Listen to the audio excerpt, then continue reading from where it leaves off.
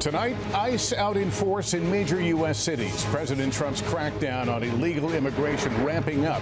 Our senior White House correspondent Gabe Gutierrez in Chicago with agents as an operation is underway. Plus, the president's showdown with Colombia over deportations. The new firings at the Department of Justice, multiple officials who helped prosecute Donald Trump dismissed. Plus, the president's expected executive orders impacting the U.S. military. DeepSeek causing deep concern. China's new artificial intelligence app putting U.S. tech companies on notice and raising new concerns about security for Americans using it. The emotional reunions. 4 female Israeli soldiers freed by Hamas. The American hostage who could see freedom soon. And today, the Palestinians returning to northern Gaza for the first time in more than a year. The scare in the air while this flight plunged 185 feet, injuring dozens of people on board. What United Airlines is saying.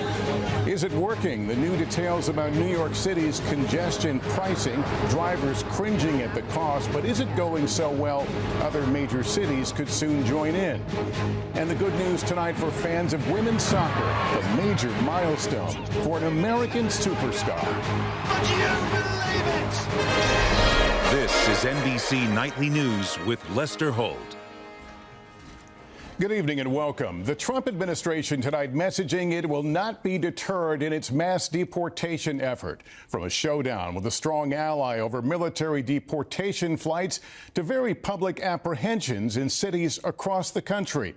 Immigration officials reporting over 1,000 migrants were arrested on Sunday in what appears to be a labor-intensive effort they say is focused on tracking down and arresting undocumented immigrants with criminal records, though officials admitting a wide net is capturing some without records. The Trump administration's resolve to keep a key campaign pledge tested over the weekend when Colombia's president refused to allow a U.S. military transport plane carrying deportees to land, touching off a diplomatic showdown. Our Gabe Gutierrez followed ICE agents as they hit the streets of Chicago as part of the crackdown. Hey, Louis, your car, right? Tonight, President Trump's promised crackdown on illegal immigration is underway. We get a first-hand look in Chicago, riding along with ICE agents at dawn. We are putting more resources towards enforcement now. The first stop, an apartment complex. No one answered the door. They're not allowed to go inside, so we're moving on. It can take a team of federal officers hours to make one arrest. I think on this team we're close to 10. Close to 10. Yep. Just going after one suspect. That's a lot of manpower. It is. We're now heading to the northwest part of the city. Yesterday, they couldn't find one particular 25-year-old from Mexico with a lengthy criminal history. But this morning, a surveillance team has just seen him at work. When we arrive at a tire shop, 25-year-old Christopher Lara is arrested outside. ICE says he has a criminal record, including home invasion and aggravated battery. Agents lead him away in handcuffs. A resident here telling us he supports President Trump's deportations. I don't mind an immigrant, but if they're breaking our laws, they don't need to be here.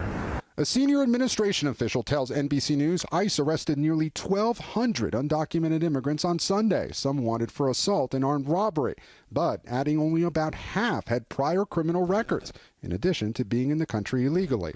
Do you expect collateral arrests in these operations?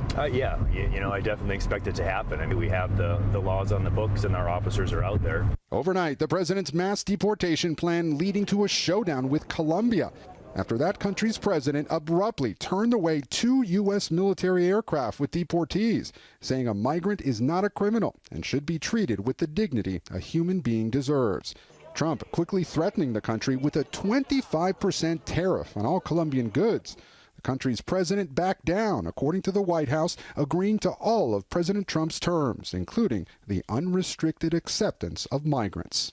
Back near Chicago, this woman is devastated because her father was arrested this morning. It breaks my heart, she says. And at an ICE processing center, there's Christopher Lara, the man we saw arrested earlier. He denies the charges against him. I went to school my whole life here, from preschool all the way to my senior year. Facing possible deportation to Mexico, he also says he'd leave behind a 5-year-old daughter. He does have serious charges and convictions.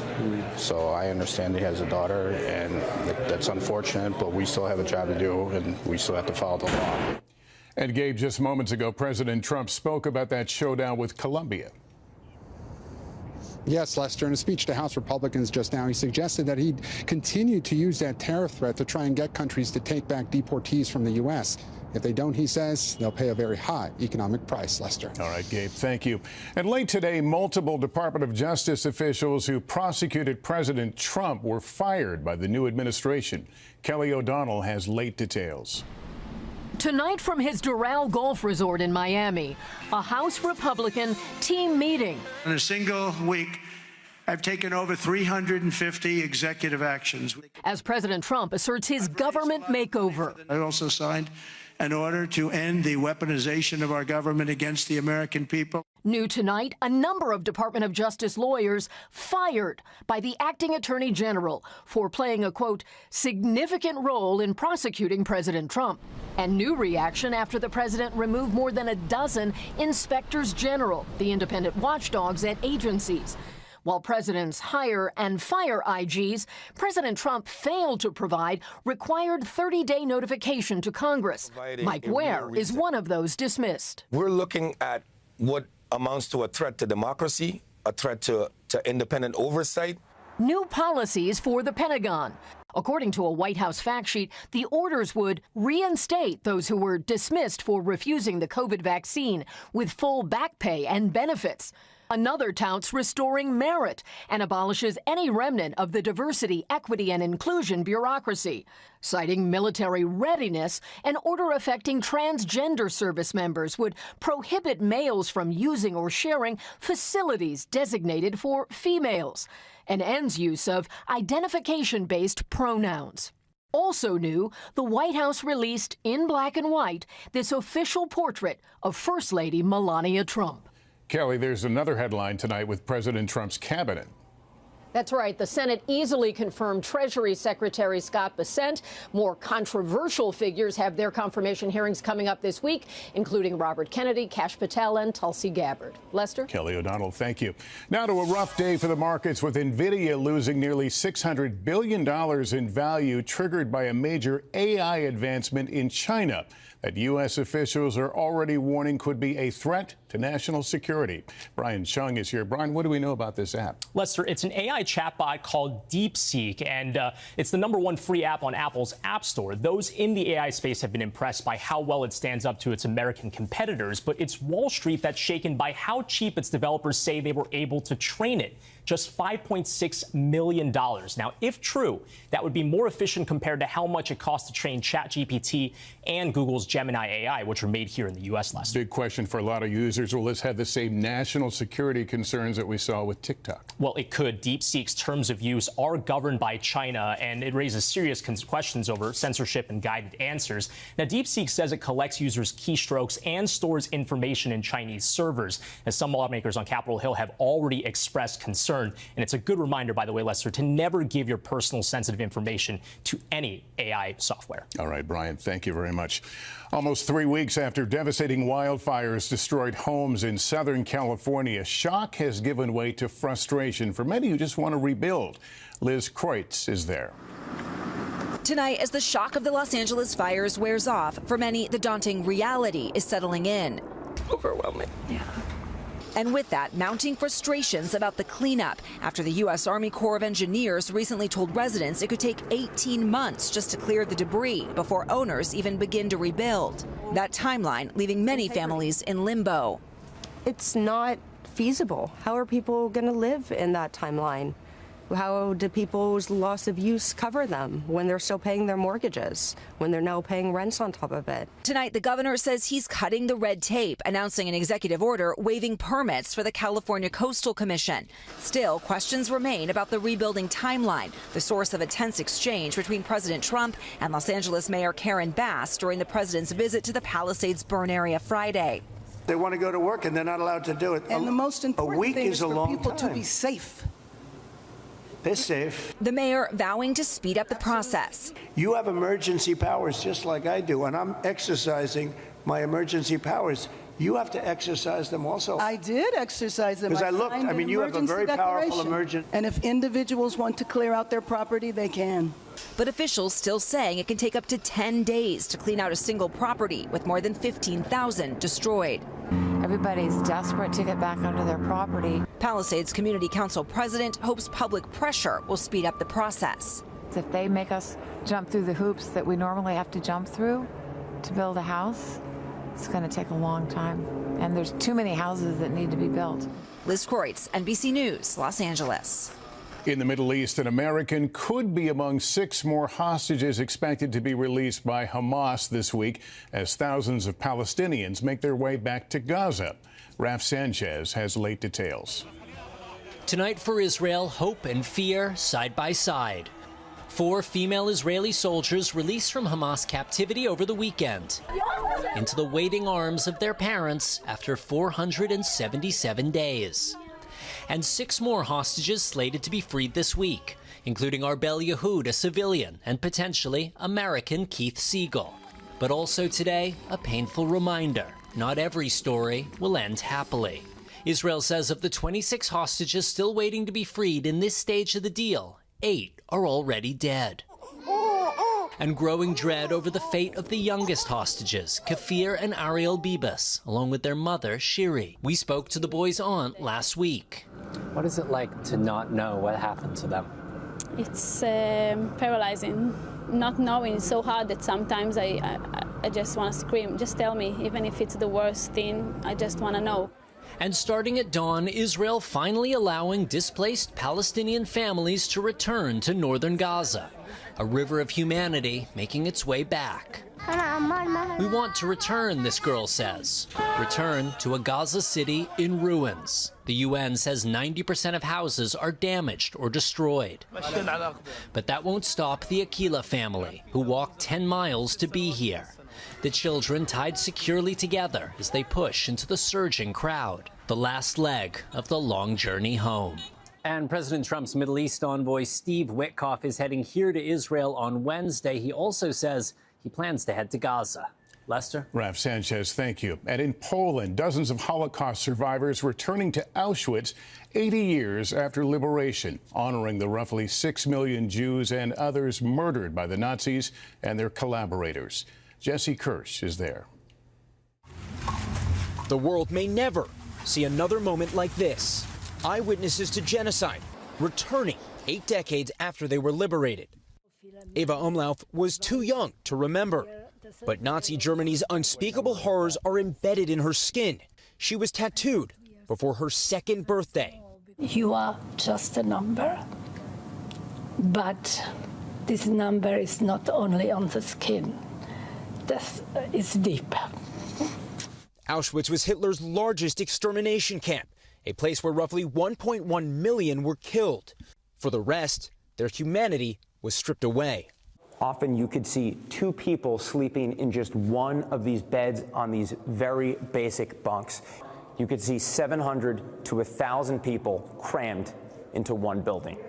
Almost all of those murdered were Jews, most sent immediately to the gas chambers. I held on tightly to my mother's hand in the dark cattle car for countless hours, while the cries and the prayers of so many desperate women permeated my soul and haunt me to this day. Tova Friedman arrived here when she was 5. At one point, her mother hid her among corpses so she wouldn't be killed. I recall thinking, I will never let them know how much they are hurting me. The Nazis tried to hide proof of their crimes, but the evidence is still here. Piles of shoes, glasses, suitcases. These survivors speaking at a time when anti-Semitism is surging. In 2018, 58% of Americans thought something like the Holocaust could happen again. Today, 76% think it's a possibility. We will never, ever allow history to repeat itself. Jesse Kirsch, NBC News, Brzezinka, Poland. A story that must be told. We'll take a break, and in 60 seconds, what caused the terrifying mid-air jolt and plunge of a United Airlines flight. Passengers seriously injured. What we know right after this. Investigators are looking into why a United Airlines flight experienced a sudden jolt over Africa, injuring dozens of passengers before making an emergency landing. Tom Costello has details. On board United Flight 613, the aftermath of a terrifying few moments. Passengers holding tight to seat bags. The cabin littered with food and personal belongings. Ceiling panels damaged and smeared with drink residue. It happened just 90 minutes into the flight from Lagos, Nigeria to Washington as flight attendants were serving passenger meals. Flight radar 24 shows the Boeing 787 Dreamliner at 36,000 feet over the Ivory Coast when it experienced a sudden jolt, dropping 185 feet, then climbing more than 200 feet. Passengers and flight attendants went flying, some hitting the ceiling and reportedly unconscious. The pilot quickly announced they briefly lost autopilot and navigation and were returning to Lagos with ambulances waiting. The Nigerian Airports Authority reports 6 people were seriously injured. Another 32 treated for minor injuries. United tells NBC News the plane returned to Lagos after a technical issue and an unexpected aircraft movement. This could have been something like cruise control in a car that suddenly disconnected and applied the brake.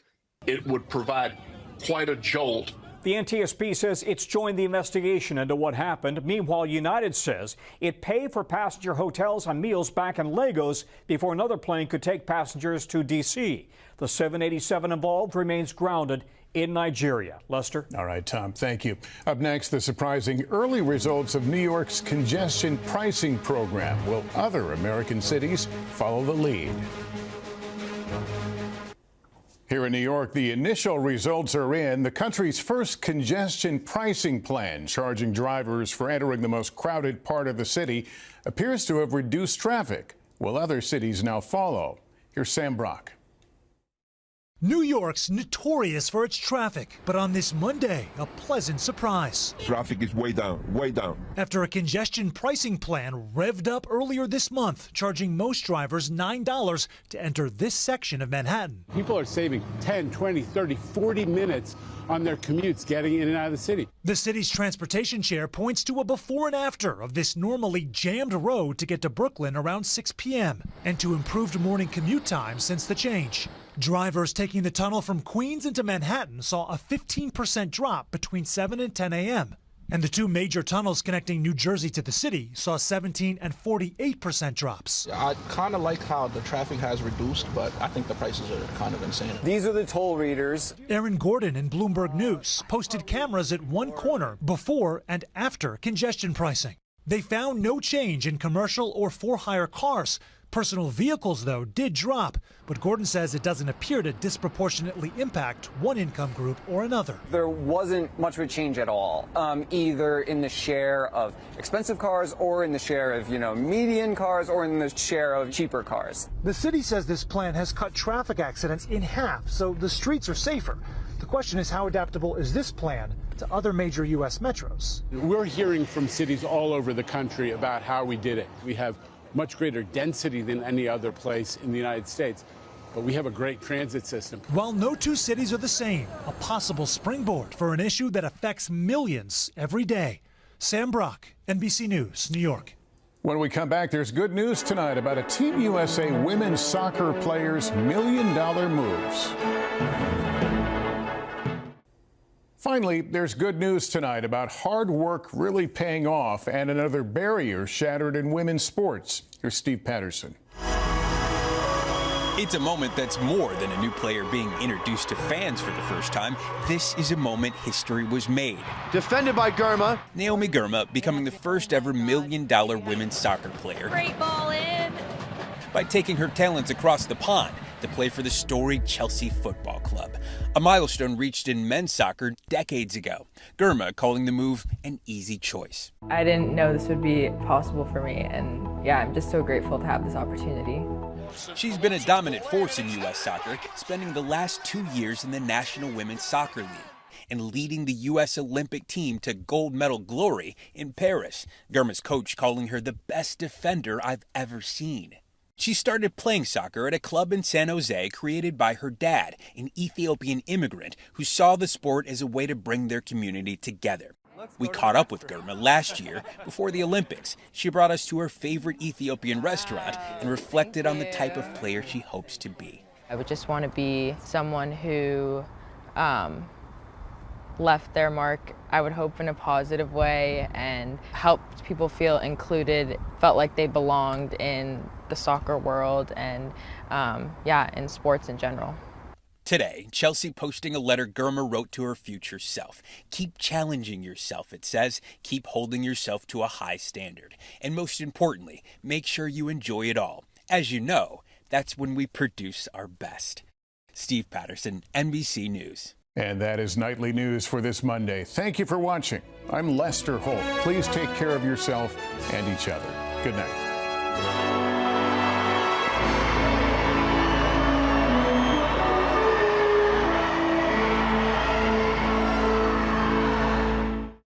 Thanks for watching. Stay updated about breaking news and top stories on the NBC News app or follow us on social media.